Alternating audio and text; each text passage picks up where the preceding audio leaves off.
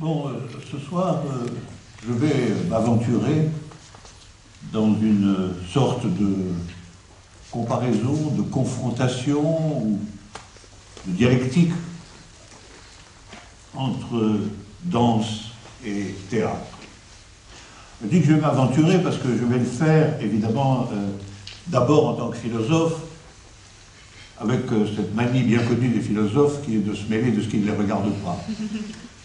Et effectivement, d'un certain sens, la danse relève fondamentalement des artistes de la danse et du jugement du public, et il en va de même pour le théâtre. De surcroît, j'ai un rapport sans doute déséquilibré aux deux disciplines, parce que je suis écrivain de théâtre, comme on vient de le rappeler. Je suis évidemment spectateur de théâtre, et j'ai toujours eu le rêve d'être acteur. C'est un triple rapport. Et il m'arrive encore quelquefois de l'être, de tenter de l'être dans des dispositifs fugaces et circonstanciels. Enfin, mon rapport au théâtre est extrêmement constitué et varié, tandis que mon rapport à la danse est différent. Je suis bien entendu aussi spectateur, et spectateur de plus en plus admiratif d'ailleurs du déploiement artistique de la danse, mais je ne suis ni, bien entendu, chorégraphe, ni d'ailleurs non plus danseur. C'est d'ailleurs un des malheurs de ma vie de danser si mal quand j'étais jeune. Aller danser était à la fois une nécessité et une croix qu'il me fallait porter. Donc vous voyez, j'ai des relations différenciées, dissymétriques.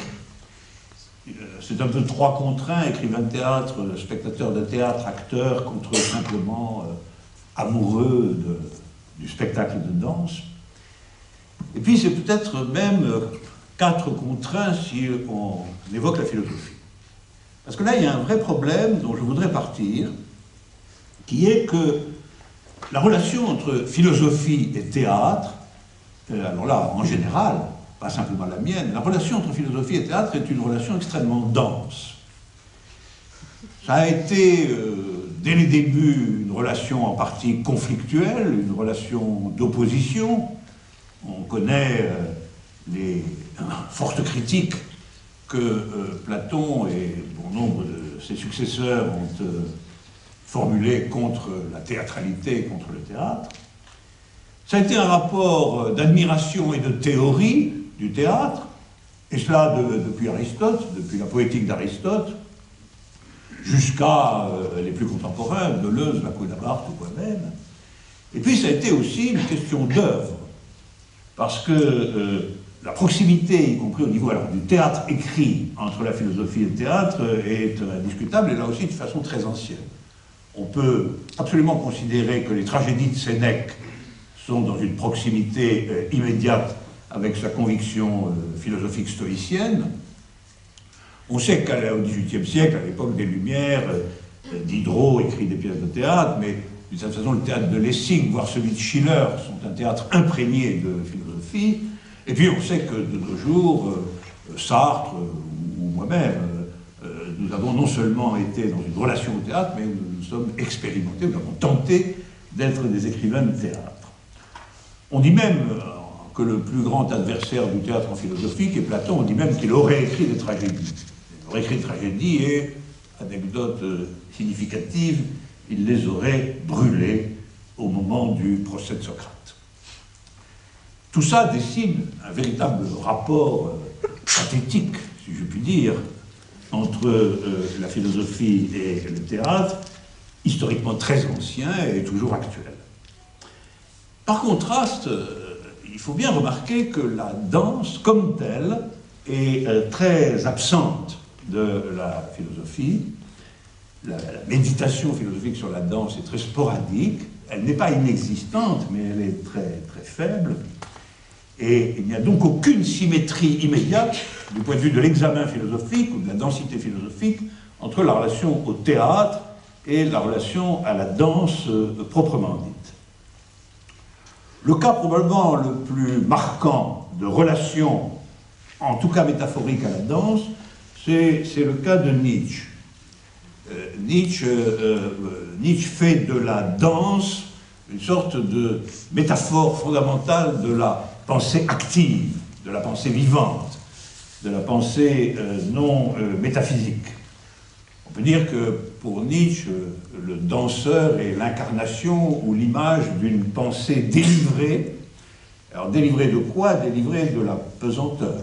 Donc Nietzsche serait une pensée, voit dans la danse une pensée possiblement aérienne, une pensée qui n'est plus clouée au sol par l'aliénation métaphysique ou chrétienne.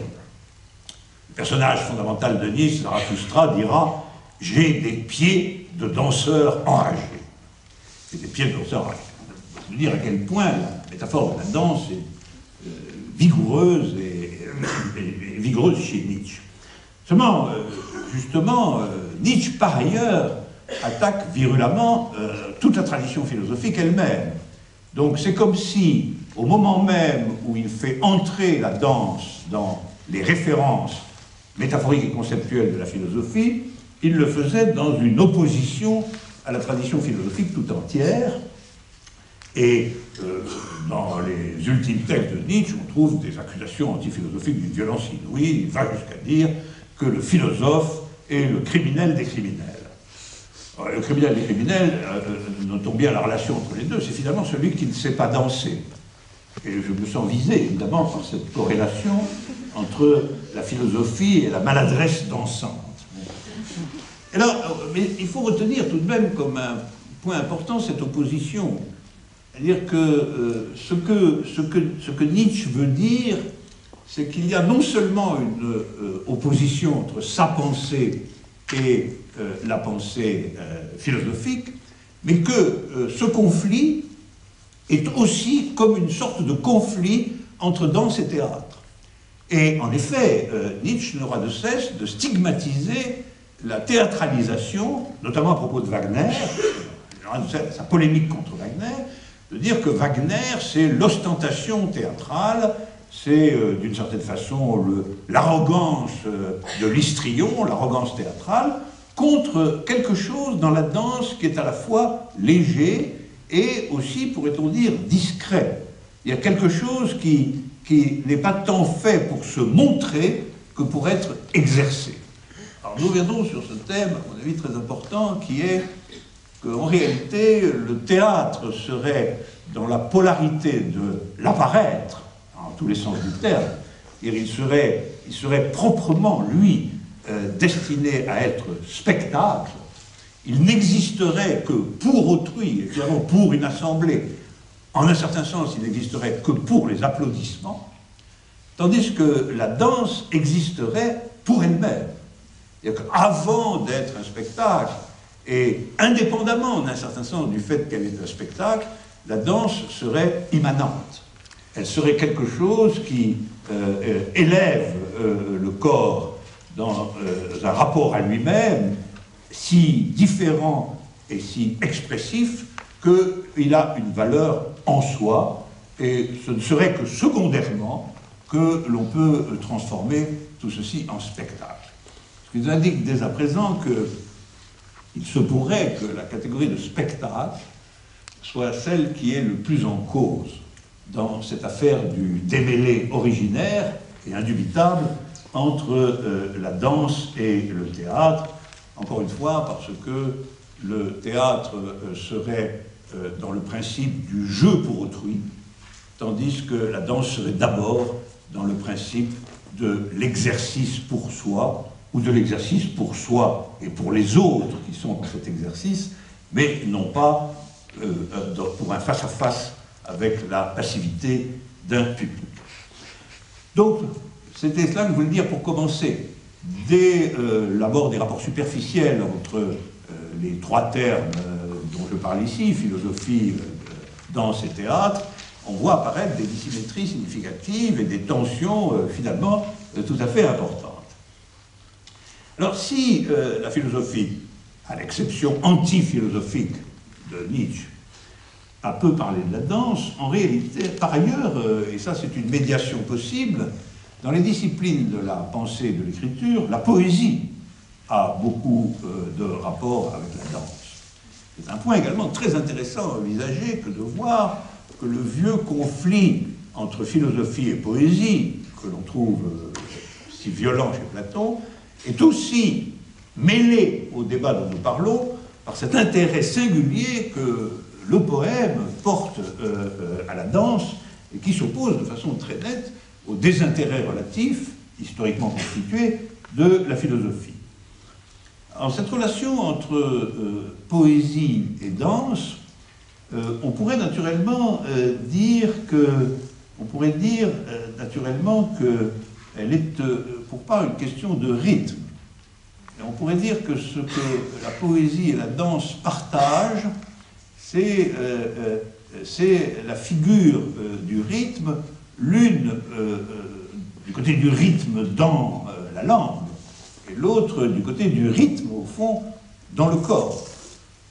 Parce que, j'y reviendrai, mais le rythme de la danse n'est que secondairement calqué ou prescrit par la musique. Il y a quelque chose de plus essentiel dans le rythme de la danse, en tant que rythme ou saisie du rythme du corps, que dans l'idée d'une obéissance à un rythme extérieur, qui serait le rythme de la musique. Là-dessus, l'évolution de la danse contemporaine est éclatante sur ce point. Elle tente de montrer, de mettre en évidence précisément que le rythme de la danse comme tel, le rythme tel que le corps en est le support véritable, peut naturellement entrer en consonance avec le rythme musical, et qu'il n'en est pas la copie ou qu'il n'en est pas la prescription spatiale. Donc on pourrait dire ça, on pourrait dire que la poésie est liée à la danse en tant qu'elle se partage les figures du rythme entre langage et corps. On pourrait dire en somme que la danse est dans la position de proposer un chant du corps, un chant de la corporéité, un peu comme la poésie propose d'extraire de la langue ordinaire un chant inconnu. Et au fond, peut-être que la danse serait cela aussi, la révélation des rythmes inconnus dont en fait le corps est habité. C'est-à-dire quelque chose qui mettrait à nu une rythmique essentielle provisoirement invisible. Et puis on pourrait aussi dire que le lien entre poésie et danse est lié à l'expressivité. C'est-à-dire que de même que la poésie, en particulier la poésie lyrique, est dans un intense rapport à la subjectivité et à son expression, de même la danse chercherait, là encore de façon particulière la danse contemporaine, à engager le corps dans une logique d'expressivité qui outrepasse sa fonction purement instrumentale. On va dire ça aussi, la danse, c'est ce qui va au-delà de la ressource purement instrumentale du corps, c'est-à-dire du corps comme ustensile de la pratique ordinaire. C'est quelque chose qui tente de faire du corps, mais en faisant que ce soit là, qu'il soit capable, une fonction d'expressivité. Donc rythme, chant, expressivité, tout cela, effectivement, créerait une relation singulière, une espèce de fraternité entre la poésie et la danse. C'est pourquoi, en tant que philosophe, je vais prendre un peu la poésie comme médiation provisoire de la construction d'un rapport à la danse, en partant de ce que en disent certains poètes, principalement Mallarmé, mais aussi Valéry et peut-être quelques autres passages. C'est un sujet à soi tout seul, extrêmement passionnant, que les rapports à la fois fondamentaux et secrets entre la danse et le poème. Pour vous donner un exemple, d'abord un exemple simple, il y a dans un texte de Valéry qui s'appelle L'âme et la danse, qui est très, très connu, un beau texte, L'âme et la danse. Et dans ce texte, à un moment donné, à propos d'une danseuse, le témoin de la danseuse s'exclame « Comme tu es extraordinaire dans l'imminence ». Comme tu es extraordinaire dans l'imminence. Alors là, ce que dit effectivement le poème, c'est que, au fond, la danse est saisissable dans la construction de l'instant. et que la danse est saisissable dans la fonction mémorable de ce qui va advenir. Ce n'est pas simplement qu'elle exécute des mouvements, ça ce serait une vision mécaniste et pauvre, c'est qu'elle dessine une temporalité qui fait que ce qu'on voit se déployer dans le temps, que Valéry appelle l'imminence, c'est la possibilité incessante de bifurcation du mouvement lui-même. C'est le mouvement, mais saisi dans la virtualité de ses métamorphoses. Et que de ce point de vue-là, c'est un temps immédiat qui est prolongé et étiré et présenté dans la figure de la danse. Alors qu'on pourrait dire que le théâtre, lui, est bâti sur le développement. Vous voyez bien qu'on pourrait retrouver, là, si l'on voulait, cette opposition, en disant, oui, la danse, c'est finalement cette imminence de la métamorphose, de la trajectoire, du fait qu'une trajectoire peut toujours laisser entendre qu'elle pourrait être autre qu'elle n'est et qu'elle va être autre qu'elle n'est, tandis que le théâtre aurait besoin, lui, au contraire, de présenter la consécution, c'est-à-dire de présenter, dans la forme du développement, les conséquences au fond, des expositions initiales qui sont les siennes. C'est bien pour ça que dans le théâtre, comme vous le savez, il y a le problème des scènes d'exposition. Et il faut exposer les données dont ensuite on va tirer le système des conséquences plus ou moins continues. Donc on pourrait dire qu'une opposition là, descriptive entre danse et théâtre serait l'opposition entre l'imminence et le développement. Et c'est ça que, évidemment, la poésie tente de capturer, puisque elle aussi, la poésie, cherche à créer dans la langue un sentiment d'imminence, et non pas simplement un sentiment de construction ou de développement. Alors, de façon plus déployée, je voudrais m'appuyer sur ce que Mallarmé dit de la danse dans le recueil Divagations, et le tirer dans le sens d'une vision de la danse appropriable philosophiquement, et qui va éclairer, je pense, assez fortement la tension, que je crois réelle, entre danse et théâtre. En réalité, Mallarmé propose une doctrine complète de la danse, dans des textes, comme toujours, bref et extrêmement serrés. Une doctrine qui intéresse le philosophe parce que elle ne se réfère pas à la danse comme spectacle, elle ne se réfère pas non plus immédiatement à la danse comme exercice visible du corps. Donc il ne se réfère pas à la danse dans la figure spectaculaire du ballet, hein. Il se réfère à la danse dans la supposition que les danseurs, les danseuses déplient véritablement, par la seule grâce du corps, déplient une pensée.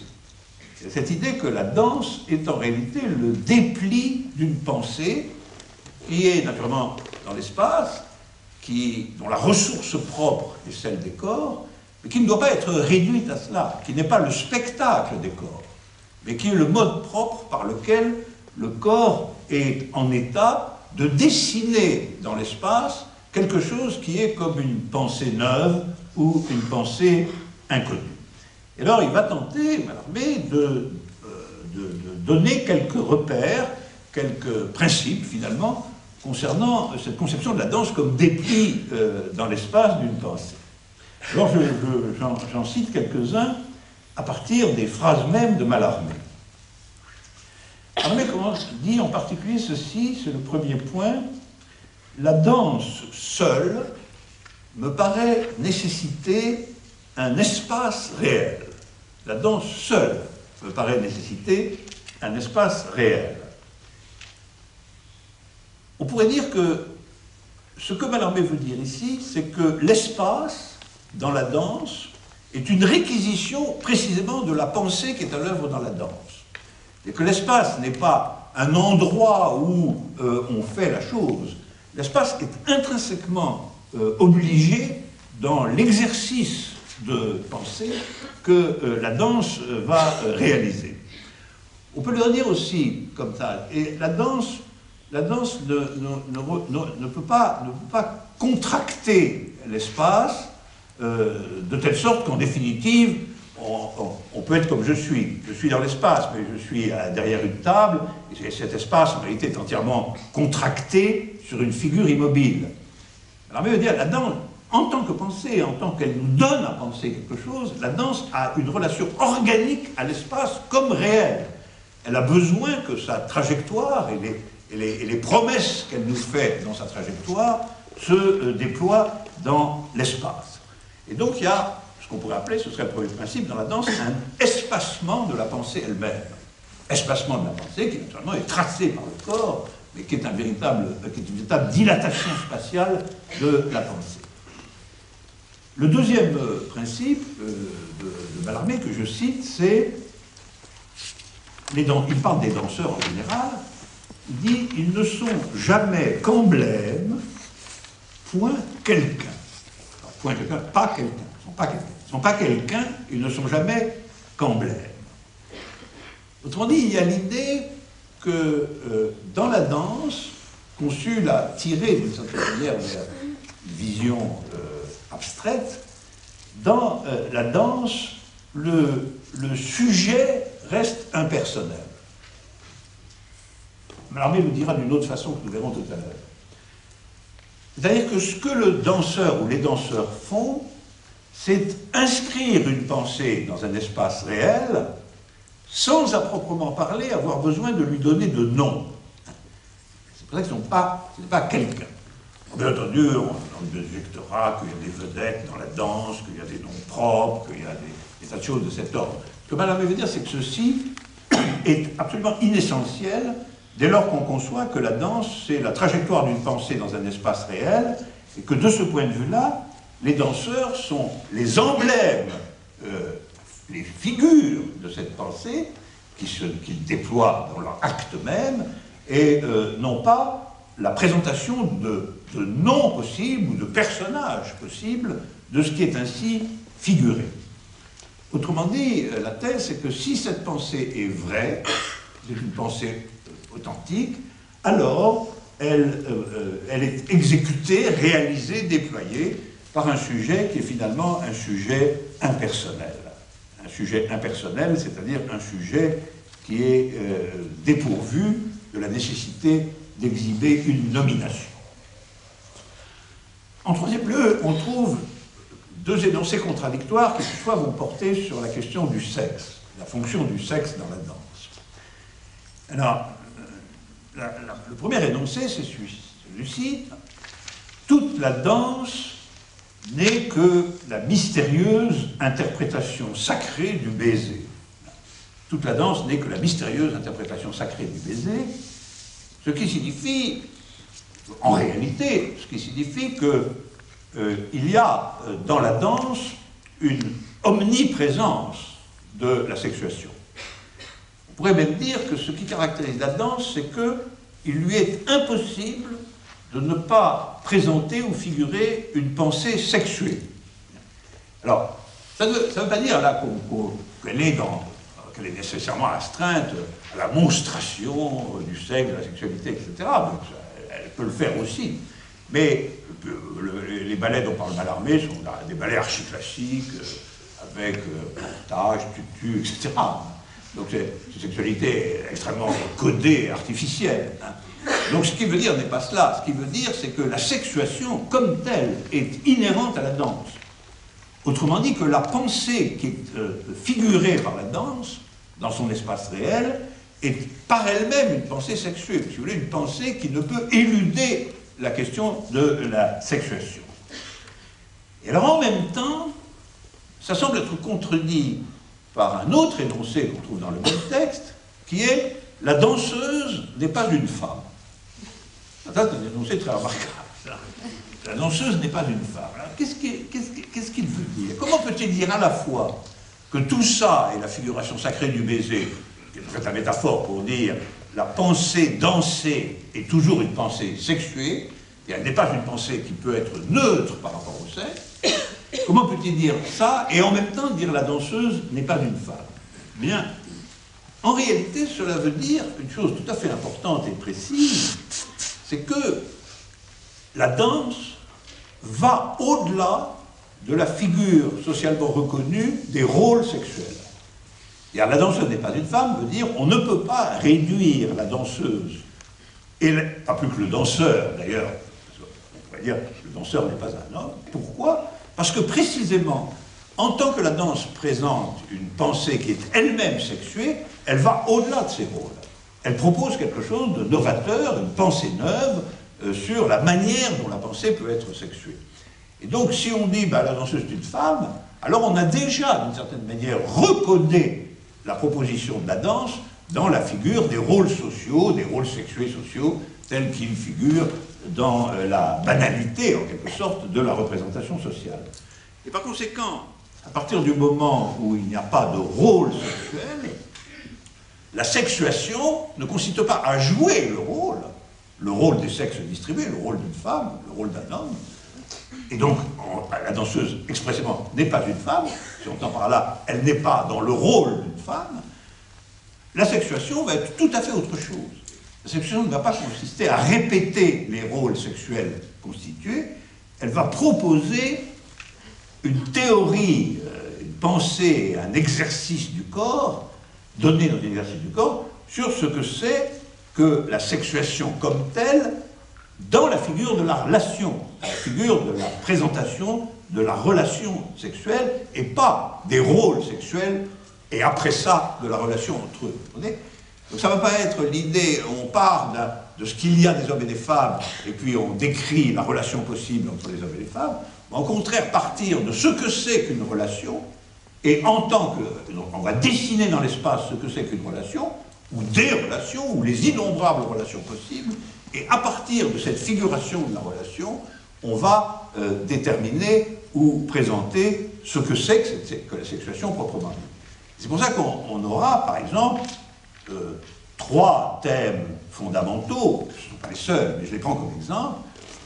Qu'est-ce que c'est qu'une rencontre de corps? Qu'est-ce que c'est qu'un enlacement de corps?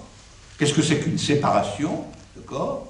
Et c'est à partir de rencontres, enlacements, séparation, que vous prescrirez ou penserez ce que c'est qu'un rôle sexuel, et non pas à partir des rôles sexuels que vous penserez ces relations. C'est pour ça que la danse va figurer dans l'espace des rapports inédits et des pensées neuves entre rencontres, enlacements, séparation, et puis beaucoup d'autres en fait, mais ces trois-là sont majeurs, et construire une pensée de la sexuation à partir de là, et non pas en sens inverse. De là que les deux énoncés ne sont pas contradictoires, comme on le croyait au départ, mais au contraire, tout à fait dialectiquement liés. Le quatrième énoncé qui me requiert, c'est un énoncé encore plus paradoxal que la danseuse n'est pas une femme, c'est la danseuse ne danse pas. Alors la danseuse ne danse pas, c'est un énoncé tout à fait fondamental et paradoxal. Ce que évidemment veut dire Mallarmé, c'est que la danseuse n'est danseuse que si elle n'est pas l'exécutrice de la danse, mais son sujet. Et que la danseuse ne danse pas veut dire la danseuse est coextensive à la danse, et elle n'est pas en train de faire la danse, ou d'exécuter ou de réaliser la danse, en tant qu'elle serait à ce moment-là dans l'abolition complète de la dimension subjective de la danse. Si la danse est une pensée, alors la danseuse, par son corps, pense cette pensée, mais elle n'est pas en train d'exécuter une danse. Et donc, il y aura une distinction à faire entre la danse telle qu'elle est un codage que l'on peut exécuter, et la danse telle qu'elle est une présence du dessin corporel de la pensée neuve. Ça veut aussi dire que nécessairement la danseuse, quelle que soit la composition des pas ou des figures d'une danse, est toujours en train de transcender ces figures. Même quand elle les exécute, elle n'arrive à les présenter que dans quelque chose qui, du point de vue de son impulsion, du point de vue de sa subjectivité, du point de vue de ce qui va dessiner réellement la novation de la pensée, transcende la figure que, par ailleurs, elle exécute ou à laquelle elle est fidèle. Il y aura sur ce point une comparaison avec la poésie que va produire Mallarmé, qui est tout à fait intéressante. Il va dire, une définition comparative qu'il donne de la danse, c'est-à-dire la danse, c'est le poème dégagé de tout appareil de scribe. Le poème dégagé de tout appareil de scribe. C'est comme si la danse était un poème qui ne serait pas asservi à l'écriture dans lequel il va se déposer ou se réaliser. De ce point de vue-là, d'ailleurs, Mallarmé pense peut-être à une supériorité de la danse par rapport au poème, c'est-à-dire la capacité de la danse d'être délivrée de son propre appareillage. Comme si le poème existait avec une telle intensité qu'il arrivait à se détacher de son texte, si vous voulez. Et la danse serait se tracer dans l'espace d'une pensée qui, comme telle, se dégage des appareillages qui la soutiennent, qui la construisent, comme un poème dans lequel il n'y aurait plus aucun appareillage d'écriture qui asservit le chant pur. Ça, cette idée est très intéressante parce que, d'un point de vue plus philosophique, c'est l'idée que la danse proposerait une pensée qui ne se laisse jamais dissoudre dans le savoir. Il y a une pensée qui exige un savoir, peut-être un savoir immense, un savoir corporel, un savoir, une présence à soi-même, un type de subjectivité qui exige une discipline et un savoir considérable, mais qui n'est jamais en état de se dissoudre dans ce savoir, qui n'existe qu'en n'étant pas dissoute dans ce savoir. Et la danse serait de ce point de vue-là suprême parce qu'elle serait justement le poème spatial, dégagé de tout appareil de scribe. La cinquième énoncée dans cette doctrine de la danse, c'est que, dit-il, la danse livre la nudité des concepts. La danse livre la nudité des concepts. Alors, ça c'est aussi important parce que c'est dans la même lignée d'éloge de la danse. Et la danse serait cette espèce de tracé corporel pur qui fait que la pensée qui est ainsi dépliée est une pensée qui a éliminé tout ce qui serait purement ornemental ou narratif. Et la nudité du concept veut dire que la pensée immanente à la danse est une pensée qui est donnée nue. À la limite, c'est pourquoi la question de la nudité corporelle hante la danse. Et aussi bien, je veux dire, la danse classique sous des formes maquillées ou camouflées que la danse contemporaine, la question de, ultimement, la venue sur scène de la nudité est quelque chose qui hante la danse. Et Mallarmé en propose une raison qui n'est pas du tout une raison érotico-séductive. Et il dit que c'est une raison essentielle. C'est-à-dire qu'il y a dans la danse une proposition de nudité qui est une proposition de nudité de ce que la danse pense par elle-même dans le dépli corporel de son exercice. Autrement dit, la danse, c'est une pensée dépouillée, tendanciellement. Alors, évidemment, on pourra dire la mauvaise danse remet des oripeaux sur cette pensée dépouillée, etc., etc. Mais dans son essence, la danse viserait à une pensée dépouillée, qui ne veut pas dire à une pensée facile, simple, pas du tout. Une pensée, au contraire, enchevêtrée, complexe, sexuée, etc. Mais tout cela étant ultimement donné dans un dépouillement dont, au fond, la nudité est un symbole, la nudité est un emblème. Contrairement, nous y reviendrons, au costume de théâtre. C'est évidemment, Mallarmé y pense. Il pense que la nudité pensante de la danse s'oppose à l'ornemental théâtral dont le costume est une des composantes. Et enfin, le dernier point porte sur le spectateur. Alors ça, c'est un point, nous y reviendrons, extrêmement important. Qu'est-ce que c'est qu'un spectateur de danse? D'ailleurs, est-ce que ça existe, pour en parler? Ou est-ce que c'est légitime que ça existe? Est-ce que la danse est faite pour être regardée? C'est des questions tout à fait complexes.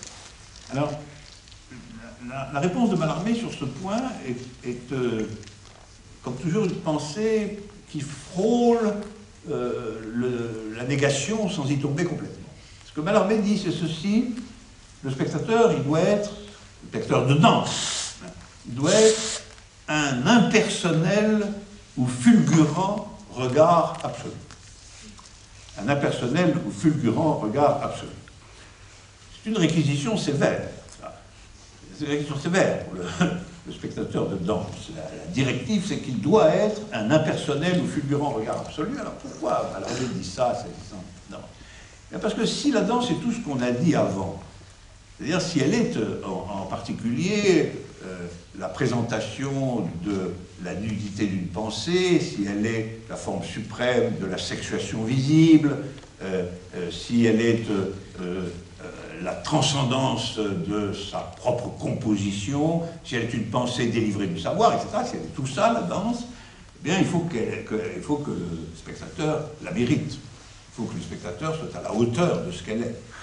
Et pour cela, il faut que lui-même, à son tour, cesse d'être le quelqu'un embarrassé de ses intérêts propres, de sa singularité qu'on ne peut pas dépasser, de son empathie, de ses détestations. Donc il doit être impersonnel.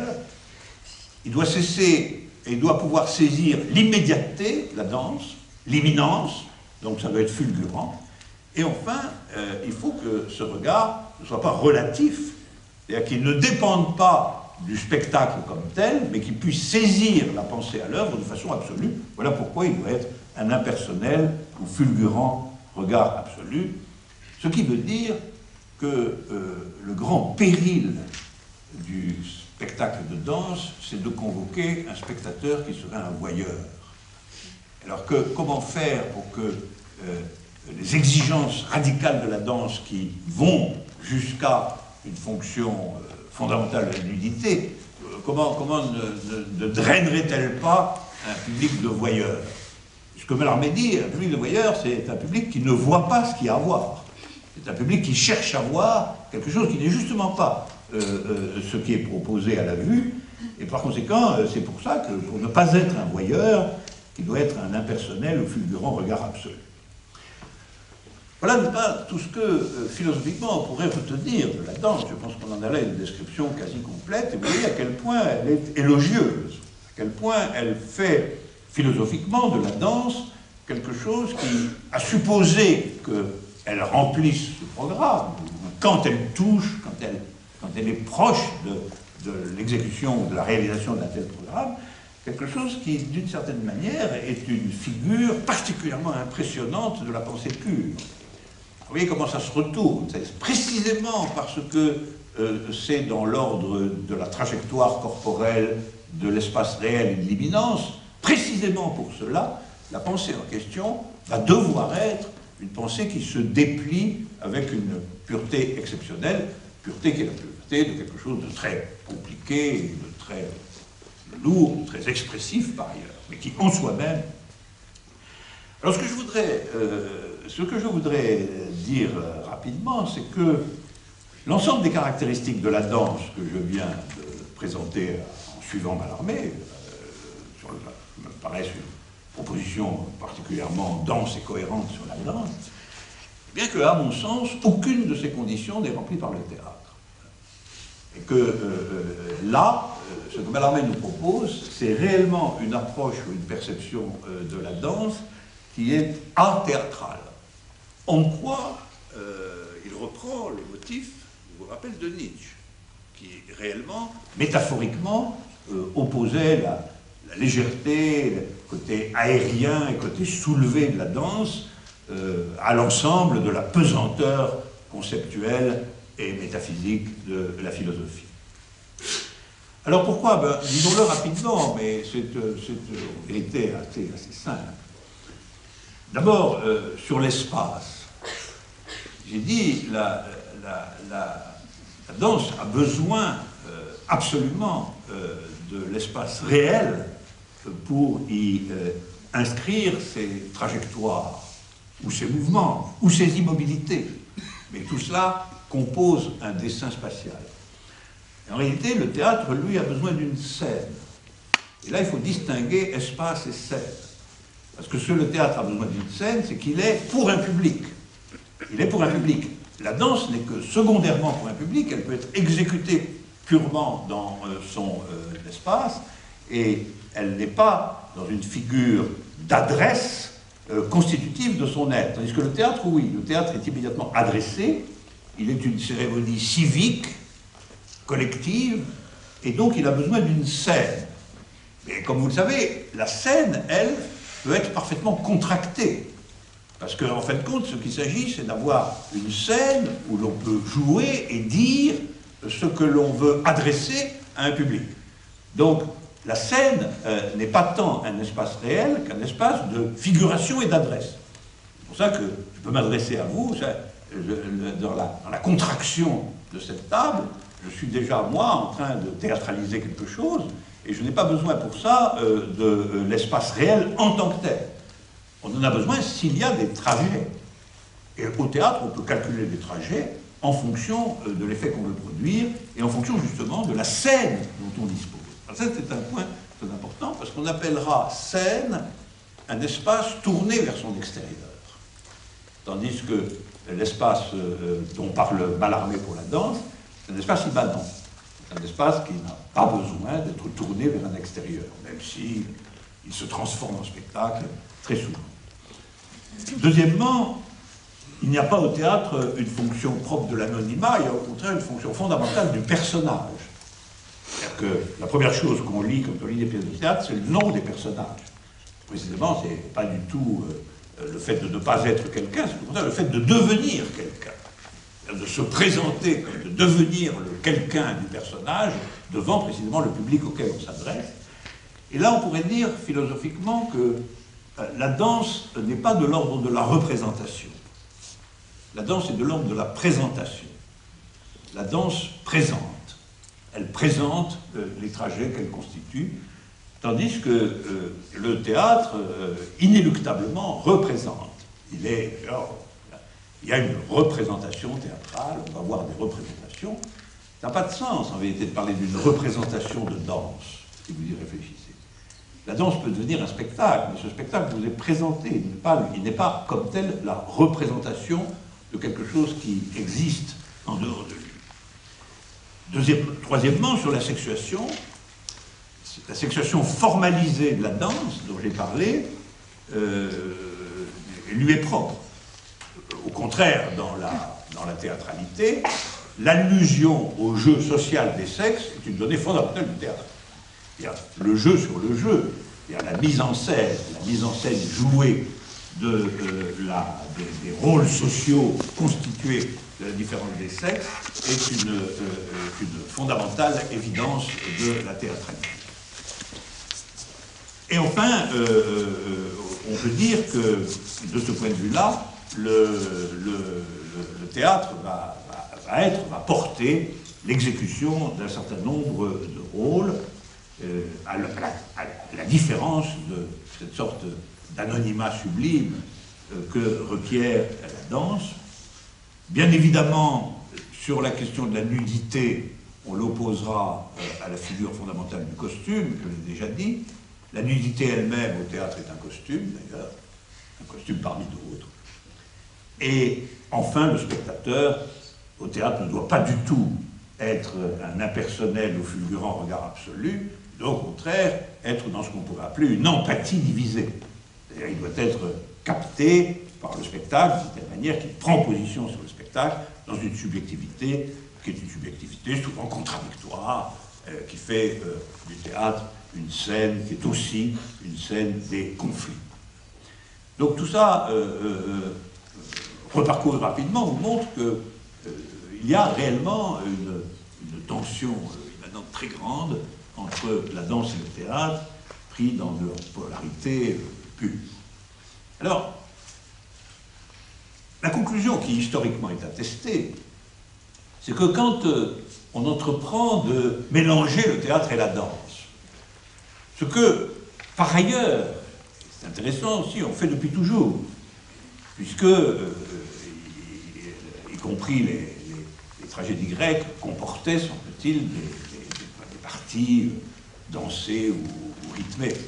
Donc quand on entreprend cette figure récurrente dans l'histoire d'un mélange du théâtre et de la danse, on a absolument besoin d'une médiation. Parce que, en réalité, comme tel, ça ne se mélange pas pour les raisons que j'ai tenté d'expliquer. C'est-à-dire que la proposition en pensée de la danse et la proposition en pensée du théâtre, et il ne s'agit pas d'une hiérarchie, sont tout simplement distinctes. Elles n'ont pas les mêmes repères, et quand elles sont au même point, elles ne peuvent pas être exactement au même point, puisqu'elles sont divisées ou distinctes. Alors, on sait bien que, historiquement et encore aujourd'hui, la médiation principale qui a été proposée a été la médiation de la musique. Là, nous sommes dans complications, philosophie, poésie, danse, théâtre, puis voilà la musique qui entre en scène comme une médiation singulière que l'on trouve évidemment dès l'origine de toute tentative de mélanger de façon organique le théâtre et la danse. Alors je voudrais remarquer au passage que le théâtre, dans son essence, n'a pas affaire à la musique en tant que telle. Le théâtre, en tant que théâtre, dans les caractéristiques qui sont les siennes, n'a pas rapport à la musique. Et je voudrais soutenir, je l'ai déjà laissé entendre, que la danse elle-même, la danse n'est pas organiquement liée à la musique. Elle l'a été, et elle l'est, dans un grand nombre de ses figures, mais si on admet que le rythme de la danse se recherche en réalité dans une ressource en pensée du corps qui n'obéit pas du tout au même principe que le rythme musical, alors on peut dire que la danse, en tant que danse, n'est que secondairement liée à la musique, de même que le théâtre, en tant que théâtre, n'est pas non plus lié à la musique. Donc la musique est véritablement une sorte de médiation extérieure lorsque on veut unifier dans un spectacle la danse et le théâtre. Et c'est cette figure exemplairement réalisée, par exemple, par la comédie-ballet au XVIIe siècle, y compris chez Molière. On voit très bien comment la comédie-ballet, la tentative classique de mêler effectivement danse et théâtre, est en réalité commanditée en dernier ressort par le musicien. Il y a que la collaboration ultime va être la collaboration entre Molière et Lully, Lully étant le musicien qui va servir de médiation pour que la danse figure à l'intérieur de la théâtralité. Au fond, cette synthèse de la danse et du théâtre, dont je propose de dire qu'elle est une synthèse impossible, qui n'est pas une critique, à l'impossible, c'est ce à quoi on est tenu, hein, contrairement au proverbe. À l'impossible, nul n'est tenu. On sait bien que dans l'ordre de l'art, c'est toujours plus ou moins à l'impossible qu'on est tenu. Et donc cette synthèse impossible est une histoire très tourmentée, très agitée, et que, en définitive, ce qui la soutient, c'est quand même l'idée d'un art total.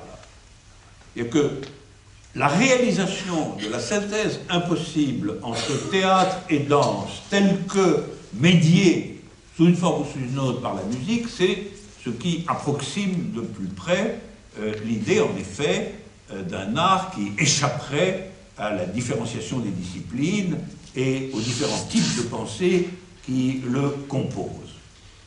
Alors, je prends la comédie-ballet comme exemple simple parce qu'on voit très bien les juxtapositions dans la comédie-ballet. Mais il est évidemment la première tentative radicale de ce genre, c'est évidemment le concept d'œuvre d'art totale chez Wagner. Alors, le concept d'œuvre d'art totale chez Wagner, dans ses réalisations primordiales, va tenter de faire la synthèse de la poésie et de la musique, mais il faut inclure naturellement la possibilité qui figure le ballet, comme on le voit en particulier dans Tannhäuser. Mais ce qui m'intéresse ici, c'est l'idée.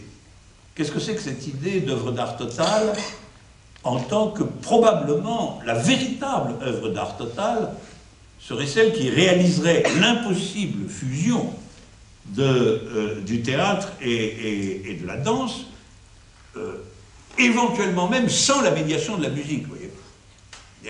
Et alors je pense que c'est ce qui est à l'œuvre dans toute une registration de la pensée artistique contemporaine. C'est-à-dire qu'elle reste sous l'idée de l'œuvre d'art totale, pas du tout dans la conception wagnérienne dont la réalisation est l'opéra, c'est-à-dire en extension, la réalisation de l'œuvre d'art en extension, avec les décors, les ballets, les chanteurs, l'énorme opéra, l'orchestre gigantesque. Donc ça, ce serait la réalisation en extension de l'œuvre d'art totale, c'est-à-dire au risque, naturellement, de la boursouflure, du pathos, préparant la voie, au fond, aux grands films spectaculaires contemporains. D'ailleurs, la musique joue un rôle très important aussi. C'est elle qui donne le pathos général. Dans les blockbusters américains, la musique est fondamentale. La base continue de l'émotion factice.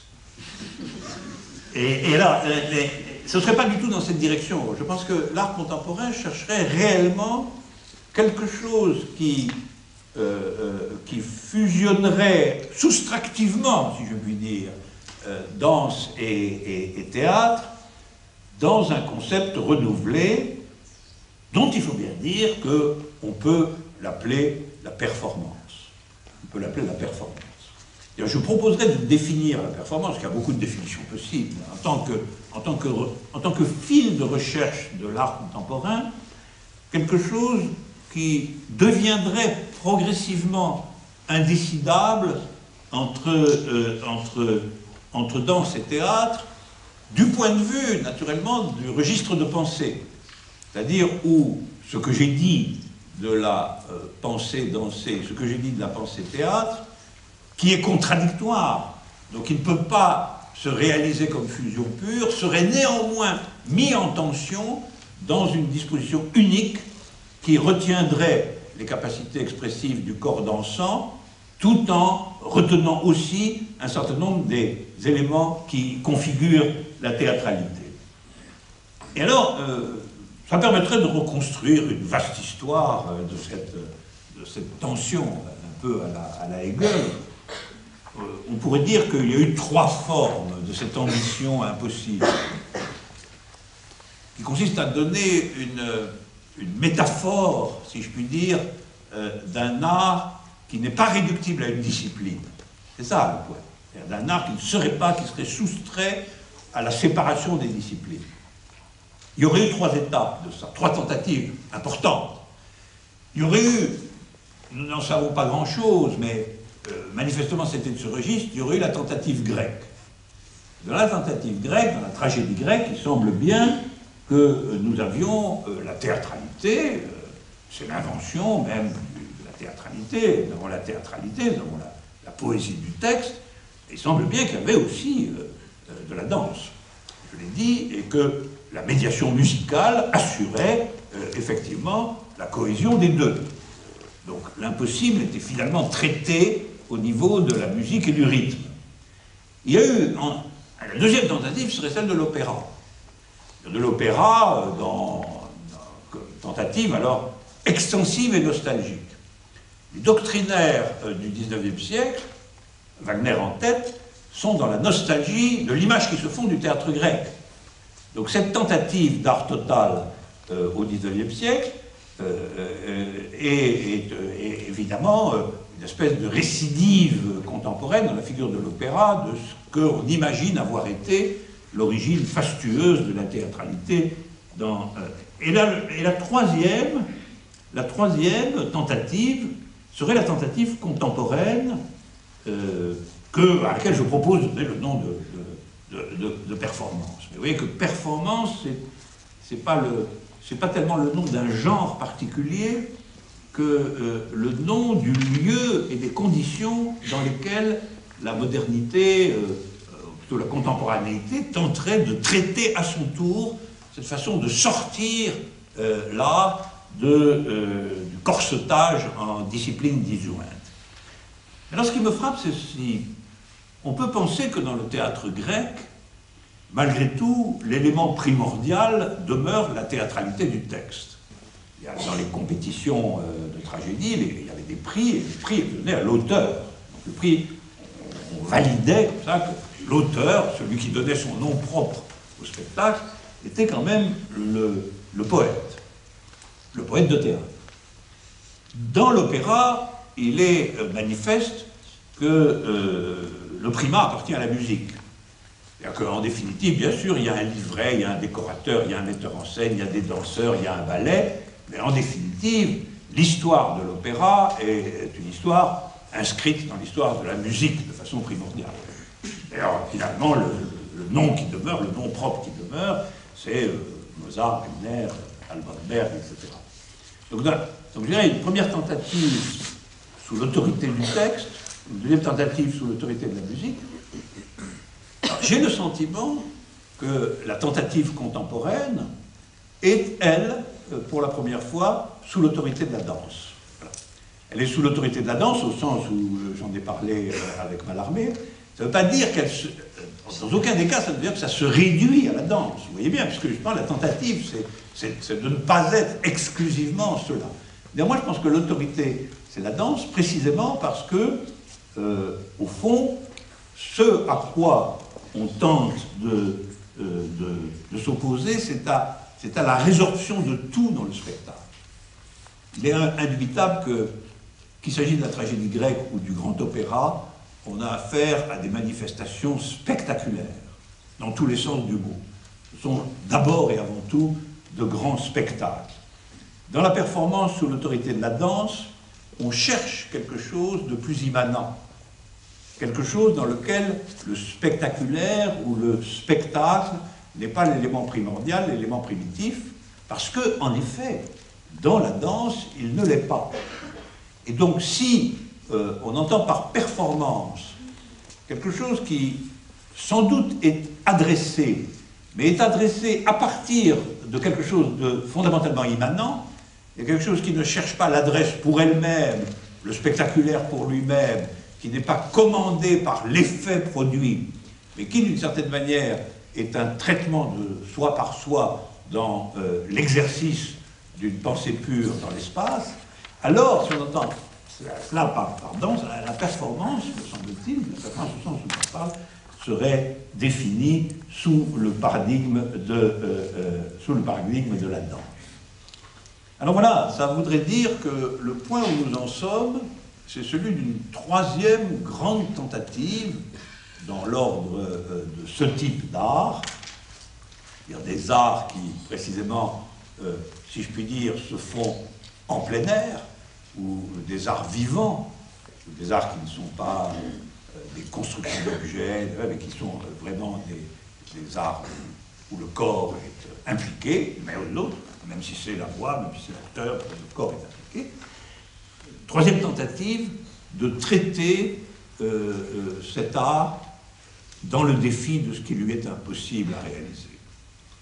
Et ce qui est impossible à réaliser, c'est en fin de compte que cet art soit purement synthétique, qu'il arrive réellement à absorber dans une synthèse convaincante la tension originaire qui écarte depuis toujours la théâtralité langagière de la danse comme pureté corporelle. Voilà pourquoi nous assistons, probablement, il y a un certain temps, nous assistons non pas à une répétition de l'histoire de cette impossibilité, mais à une nouvelle variante, et ainsi c'est clair que quelque chose de paradigmatique s'est introduit du côté de la danse. Alors, je voudrais simplement ajouter que mon sentiment, ma conviction, peut-être aussi mon goût, c'est que cet impossible soit traité dans la figure de son impossibilité. Je veux dire par là qu'on n'oublie pas qu'on n'oublie pas que c'est impossible, c'est qu'on n'oublie pas la différence. La différence, à mon avis, essentielle et radicale entre théâtralité et danse ne soit pas résorbée dans une synthèse factice, dans quelque chose qui s'imaginerait qu'on peut réellement les fusionner. En fait, on ne peut pas réellement les fusionner. On peut proposer une synthèse impossible sous l'autorité d'une figure particulière. Mais c'est une mise en tension. C'est pas un mélange. C'est pas un mélange. C'est une mise en tension. C'est une polarisation au sens électrique du terme. C'est une polarisation. Je pense qu'il est légitime de chercher du côté de cette polarisation comme quelque chose qui, en effet, demandera un regard fulgurant et absolu, parce qu'elle ne sera réalisée que par éclipse ou par éclair. Je pense que c'est tout à fait légitime, et qu'il ne faut pas confondre ça avec le retour, au fond, d'une idéologie de l'art total comme juxtaposition plus ou moins harmonieuse de ses composantes.